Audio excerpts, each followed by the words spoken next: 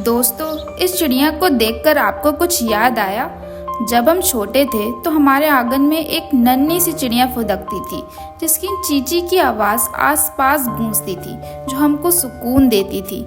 लेकिन आज के समय में ये चिड़िया दिखाई नहीं देती, क्योंकि इनकी संख्या बहुत कम हो गई है। इस चिड़िया के कम होने का कारण हम खुद हैं। इस चिड़िया को गौरैया कहा जाता है, इंग्लिश में स्पैरो।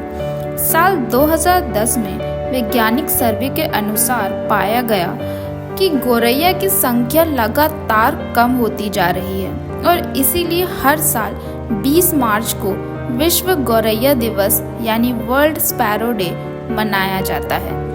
विश्व गौरैया दिवस मनाने का मकसद है कि गौरैया पक्षी की प्रजाति को विलुप्त होने से बचाया जा सके।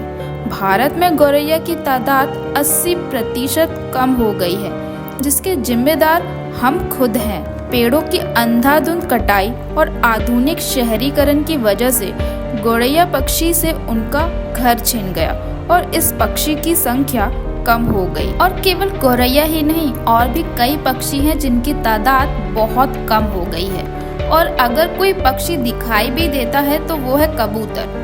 और इसके लिए भी कई लोग अपनी बालकनी में नेट लगाते हैं, जिससे वे उनकी बालकनी में घोंसला ना बनाएं। गौरैया और अन्य पक्षियों के गायब होने का जो सबसे बड़ा कारण है वो है मोबाइल फोन के टावर। मोबाइल टावर हानिकारक विद्युत चुंबकीय रेडिएशन का उत्सर्जन करते हैं। इन टावर से खतरनाक रेडिएशन तरंगे वातावरण में फैलती है। हम लोग इसी वजह से दूर बैठे एक दूसरे से बात कर पाते हैं, लेकिन ये तरंगे पक्षियों के लिए बहुत ज़्यादा हानिकारक है। इन मोबाइल टावर्स की वजह से पक्षियों की मौत हो जाती है और इसीलिए पक्षी गायब होते जा रहे हैं। ये टावर जहाँ लगे होते हैं उस जगह में रेडिएशन ज़्यादा होने की वजह से यह पक्षियों के दिमाग को नुकसान पहुँचाते हैं। बार बार इन टावर के संपर्क में आने से पक्षी दम तोड़ देते हैं। इन मोबाइल टावर से निकलने वाली रेडिएशन पक्षियों के प्रजनन पर भी बुरा प्रभाव डालती है। वैज्ञानिकों के अनुसार गौरैया पक्षी के अंडे 15 से 20 दिन में फूट जाते हैं और बच्चे पैदा होते हैं, लेकिन मोबाइल टावर के पास होने पर इनके अंडे 25 से 30 दिन तक सेने के बाद भी नहीं फूटते।